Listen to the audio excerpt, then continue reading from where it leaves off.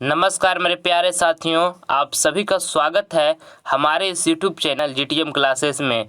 दोस्तों, आज की इस वीडियो में आपसे मिक्स टेस्ट लेंगे जिसमें आपको विज्ञान, सामाजिक विज्ञान और गणित ये तीनों सब्जेक्ट से दोस्तों 20 ऑब्जेक्टिव क्वेश्चन रहेगा जो कि आपके बोर्ड परीक्षा के लिए दोस्तों मोस्ट इम्पॉर्टेंट प्रश्न है। ठीक है, और दोस्तों ये 20 प्रश्न में से सारा प्रश्न को आपको जवाब पहले खुद से देना है। ठीक है, और लास्ट है आपको ईमानदारी पूर्वक से कमेंट करके बताइएगा कि 20 प्रश्न में से दोस्तों कितना प्रश्न का जवाब बिल्कुल सही दिए। ठीक है, और टेस्ट को दोस्तों पूरी कंसंट्रेशन के साथ दीजिएगा क्योंकि दोस्तों टेस्ट देने से ही आपके अंदर आत्मविश्वास बढ़ेगा। ठीक है, चलिए हम जल्दी इस वीडियो को स्टार्ट करते हैं।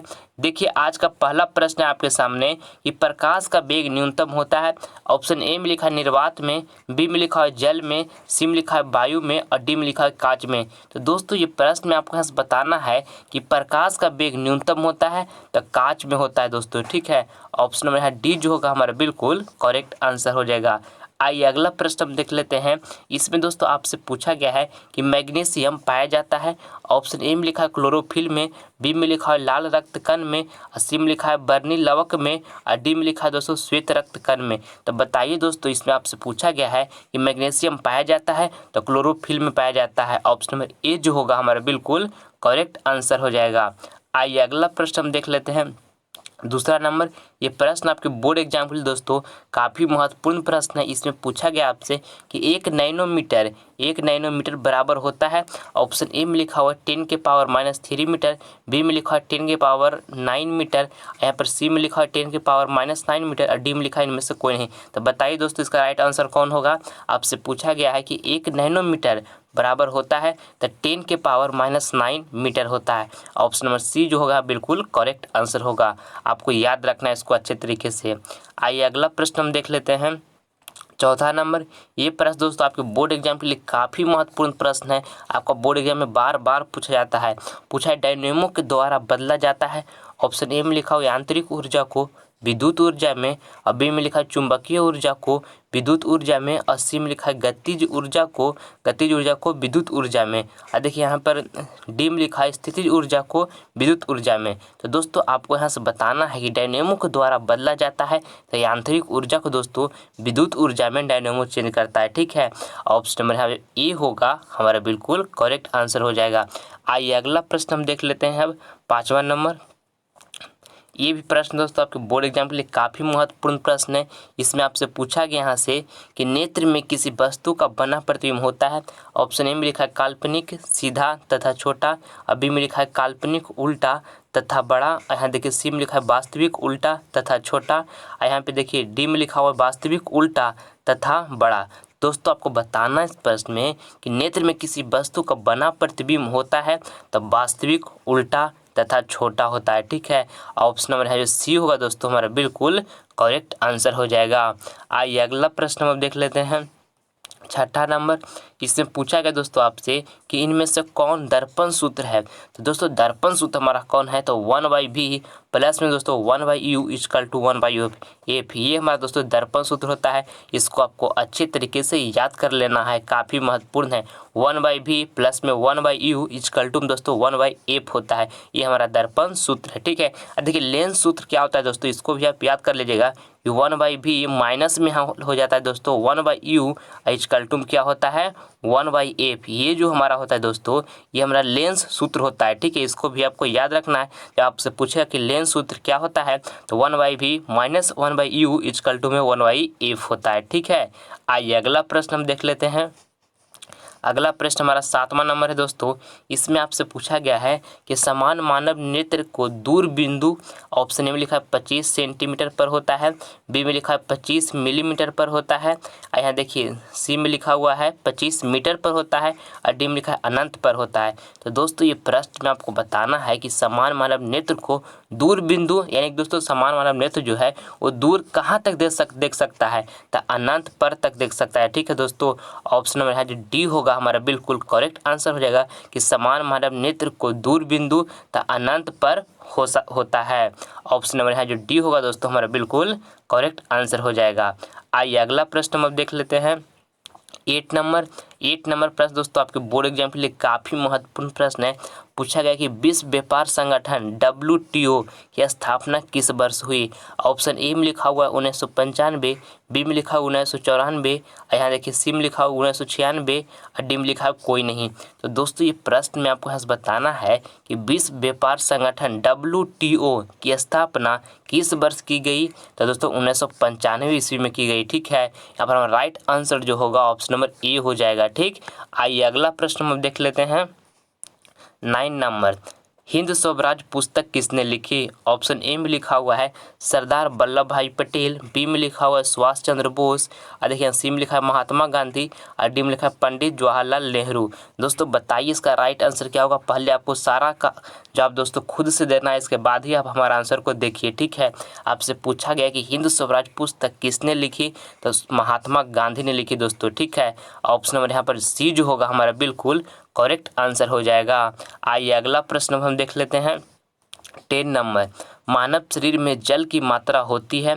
ऑप्शन ए में लिखा हुआ है 55%, बी में लिखा है 60%, सी में लिखा है 65% और डी में लिखा है 70%। तो दोस्तों ये प्रश्न में आपको यहाँ से बताना है कि मानव शरीर में जल की मात्रा होती है तो 65% होती है दोस्तों। ठीक है, आपको इसको अच्छी तरीके से याद रखना है। ऑप्शन नंबर सी जो होगा बिल्कुल करेक्ट आंसर हो जाएगा। आइए अगला प्रश्न हम देख लेते हैं। 11 नंबर, सोपानी कृषि किस राज्य में स्थित होता है। ऑप्शन ए में लिखा हुआ है हरियाणा, बी में लिखा है पंजाब, सी में लिखा है उत्तराखंड और डी में लिखा हुआ है बिहार। तो दोस्तों ये प्रश्न में आपको यहाँ से बताना है कि सोपानी कृषि किस राज्य में स्थित होता है, तो उत्तराखंड में होता है दोस्तों। ठीक है, ऑप्शन नंबर यहाँ पर जो हमारा सी होगा बिल्कुल करेक्ट आंसर हो जाएगा। आइए अगला प्रश्न हम देख लेते हैं। 12 नंबर, ये प्रश्न आपके बोर्ड एग्जाम के लिए दोस्तों काफ़ी महत्वपूर्ण प्रश्न है। पूछा गया कि अंतर्राष्ट्रीय मजदूर दिवस कब मनाया जाता है। ऑप्शन ए में लिखा हुआ 1 मई को, बी में लिखा है 5 मई को, सी में लिखा है 1 जून को और डी में लिखा है 10 मई को। तो बताइए दोस्तों इसका राइट आंसर क्या होगा। आपसे पूछा गया कि अंतर्राष्ट्रीय मजदूर दिवस कब मनाया जाता है, तो दोस्तों 1 मई को दोस्तों अंतर्राष्ट्रीय मजदूर दिवस मनाया जाता है। 12 का ए जो होगा हमारा यहाँ पर बिल्कुल करेक्ट आंसर होगा। आइए अगला प्रश्न हम देख लेते हैं। 13 नंबर, ये प्रश्न आपके बोर्ड एग्जाम के लिए दोस्तों काफ़ी महत्वपूर्ण प्रश्न है। पूछा गया कि नई आर्थिक नीति में किसे सम्मिलित किया गया। ऑप्शन ए में लिखा है उदारीकरण, बी में लिखा है वैश्वीकरण, सी में लिखा है निजीकरण और डी में लिखा हुआ है इनमें सभी। तो दोस्तों आपको बताना है कि नई आर्थिक नीति में किसे सम्मिलित किया गया। दोस्तों उदारीकरण को भी सम्मिलित किया गया है, वैश्वीकरण को भी सम्मिलित किया गया है और निजीकरण को भी सम्मिलित किया गया है। एक राइट आंसर जो हमारा इसका होगा दोस्तों इनमें सभी। ऑप्शन नंबर डी जो होगा हमारा बिल्कुल करेक्ट आंसर हो जाएगा। आइए अगला प्रश्न हम देख लेते हैं। 14 नंबर, और दोस्तों आगे बढ़ने से पहले आपसे हमारी एक छोटी सी रिक्वेस्ट है कि दोस्तों अगर जो आप अभी तक हमारे चैनल को सब्सक्राइब नहीं किए हैं तो इस चैनल को दोस्तों आप जल्द सब्सक्राइब कर लें, क्योंकि दोस्तों जब भी हम इस चैनल पर वीडियो को अपलोड करें तो सबसे पहले नोटिफिकेशन आपको प्राप्त हो। ठीक है, इसलिए सब्सक्राइब नहीं किए तो जल्द इस चैनल को आप सब्सक्राइब कर लें। देखिए 14 नंबर प्रश्न में आपसे पूछा गया यहाँ पर प्राकृतिक गैस किस खनिज के साथ पाया जाता है। ऑप्शन ए में लिखा हुआ यूरेनियम, बी में लिखा पेट्रोलियम, सी में लिखा चूना पत्थर और डी में लिखा कोयला। तो दोस्तों ये प्रश्न में आपको यहाँ से बताना है कि प्राकृतिक गैस किस खनिज के साथ पाया जाता है। तो पेट्रोलियम के साथ दोस्तों प्राकृतिक गैस पाया जाता है। ऑप्शन नंबर यहाँ पर बी जो होगा हमारा बिल्कुल करेक्ट आंसर हो जाएगा। आइए अगला प्रश्न हम देख लेते हैं। 15 नंबर, किसी घटना ई के लिए प्रोबेबिलिटी ऑफ इवेंट यानी घटना होने की प्लस में घटना नहीं होने की इक्वल टू भाट। दोस्तों ये प्रश्न आपके बोर्ड एग्जाम के लिए काफ़ी महत्वपूर्ण प्रश्न है। बहुत बार आपके एग्जाम में पूछा गया दोस्तों।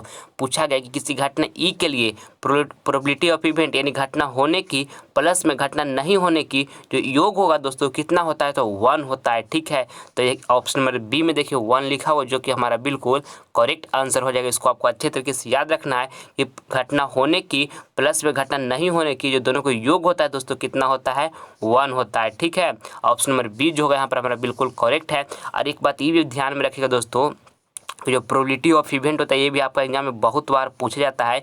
जो प्रोबेबिलिटी ऑफ इवेंट होता है दोस्तों वो 0 से क्या होता है, बड़ा होता है। और 0 से बड़ा दोस्तों 0 के बराबर होगा और 1 से छोटा होगा और 1 के बराबर होगा। ठीक है, जो घटना होने की और घटना नहीं होगा जो हमारा जो वैल्यू होता है दोस्तों वो 0 से बड़ा या 0 के बराबर होगा और 1 से छोटा या तो 1 के बराबर होगा। ये आपको ध्यान में रखना है। आइए अगला प्रश्न हम देख लेते हैं। 16 नंबर, ये प्रश्न भी आपके बोर्ड एग्जाम के लिए काफ़ी महत्वपूर्ण प्रश्न है। पूछा गया है कि कॉसेक 90 माइनस थीटा इंटू में लिखा है यहाँ पे दोस्तों साइन 90 माइनस थीटा किसके बराबर है। तो देखिए दोस्तों यहाँ पर देखो कॉसेक 90 माइनस थीटा वाला फार्मूला जो हमारा होता है वो क्या होता है, सेक थीटा होता है। ठीक है, तो यहाँ पर हम सेक थीटा लिख लेंगे।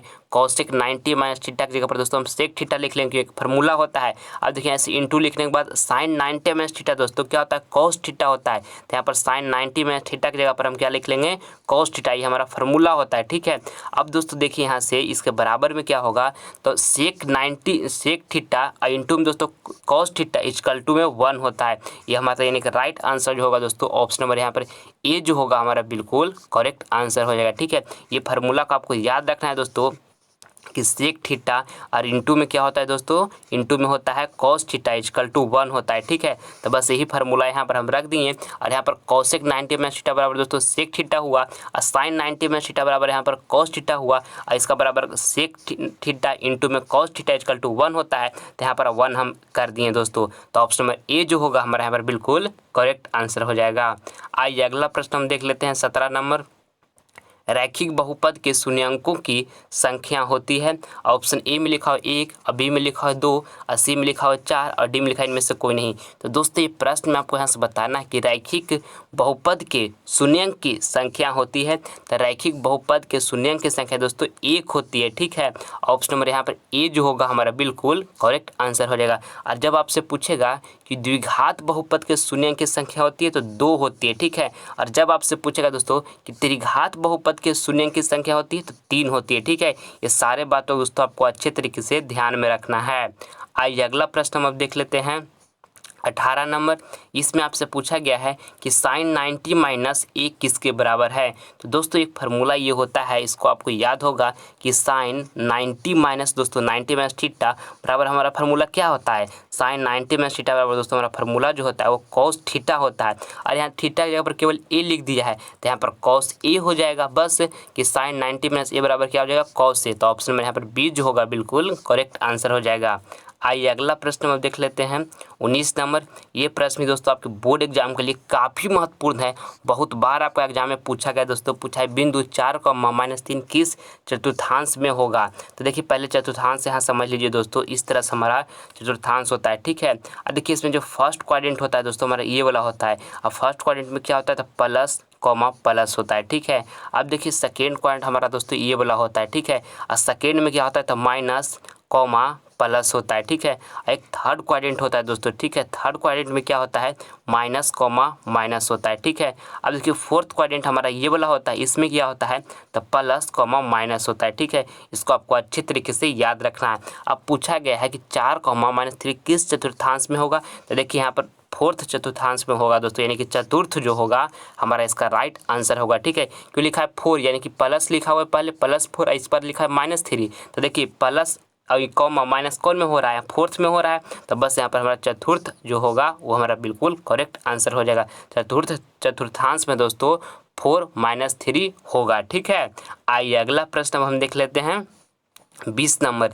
ये दोस्तों हमारा लास्ट प्रश्न है। इसमें पूछा गया है अर्धगोले के संपूर्ण सतह का क्षेत्रफल होता है। देखिए दोस्तों ये प्रश्न आपके बोर्ड एग्जाम के लिए काफ़ी महत्वपूर्ण प्रश्न है। पूछा गया कि अर्धगोले के संपूर्ण सतह का क्षेत्रफल होता है। देखिए अर्धगोला पहले हम बना लेते हैं दोस्तों, इस तरह से दोस्तों हमारा अर्धगोला होता है। ठीक है, देखिए इस तरह से और यहाँ से इधर, ये दोस्तों हमारा अर्धगोला है। ठीक है, और इसमें पूछा गया कि संपूर्ण सतह का क्षेत्रफल होता है। देखिए यहाँ से लेके यहाँ तक जो हमारा होता है दोस्तों क्षेत्रफल, वो क्या होता है तो यहाँ से जो क्षेत्रफल होता है दोस्तों वो 2πr² होता है, यहाँ से लेके यहाँ तक। ठीक है, अब देखिए ये वाला हमारा एक सर्किल है दोस्तों, इस तरह से बना हुआ। ठीक है, और सर्किल का क्षेत्रफल क्या होता है तो πr² होता है। तो दोस्तों ये दोनों को हम यहाँ से लिख दिए और आपसे पूछा गया कि अर्धगोले का संपूर्ण सतह का क्षेत्रफल होता है, तो दोनों को यहाँ से जोड़ दीजिएगा दोस्तों, तो हमारा संपूर्ण सतह का क्षेत्रफल नहीं निकल जाएगा। तो यहाँ पर 2πr² प्लस में दोस्तों यहाँ से हम जोड़ लेंगे πr², और दोनों को जोड़िएगा तो कितना हो जाएगा 3πr² हो जाएगा। यानी कि दोस्तों अर्धगोले के संपूर्ण सतह का क्षेत्रफल कितना हो गया 3πr²। तो ऑप्शन नंबर यहाँ पर बी जो होगा हमारा बिल्कुल करेक्ट आंसर हो जाएगा। इस तरह दोस्तों आपको उसको समझ के याद रखना है। आइए अगला प्रश्न हम देख लेते हैं दोस्तों ये आपका HW का प्रश्न है। ये प्रश्न आपको होमवर्क में दिया जा रहा है, ठीक है। इसको आप कमेंट बॉक्स में जवाब दीजिएगा कि चारों ऑप्शन में से कौन ऑप्शन आपको बिल्कुल करेक्ट लग रहा है। पूछा गया कि वृत्त के क्षेत्रफल का सूत्र क्या होता है। ऑप्शन ए में लिखा हुआ है 2πr, बी में लिखा है πr², सी में लिखा है 3πr और डी में लिखा हुआ है πr। तो चारों ऑप्शन में दोस्तों कौन ऑप्शन आपको करेक्ट लग रहा है, इसका जवाब आप हमारा कमेंट बॉक्स में जरूर दीजिएगा। आपका कमेंट का दोस्तों हम प्रतीक्षा करेंगे। और दोस्तों अब आपको करना क्या है कि 20 प्रश्न में से आपका कितना प्रश्न आप बिल्कुल सही जवाब दिए हैं, इसका कमेंट बॉक्स में दोस्तों आप हमारा जवाब जरूर दीजिएगा, ठीक है, ताकि हमको पता चले दोस्तों कि आपका तैयारी कितना हुआ है और कितना बाकी है, ठीक है। मैं उम्मीद करता हूँ कि वीडियो आपको इंटरेस्टिंग लगा होगा, तो प्लीज़ आपसे लाइक करें, अपने दोस्तों में शेयर करें, और आप हमारे चैनल पर नए हैं तो आप इसे सब्सक्राइब कर लें ताकि आने वाला वीडियो का नोटिफिकेशन सबसे पहले आपको मिले। मिलते हैं हम आपसे अगली वीडियो में दोस्तों, तब तक मन लगाकर पढ़ाई कीजिए, 1 मिनट भी समय को बर्बाद नहीं कीजिए दोस्तों, क्योंकि समय बीता हुआ कभी ज़िंदगी में वापस नहीं आता है। जमकर पढ़ाई कीजिए, ठीक है। धन्यवाद।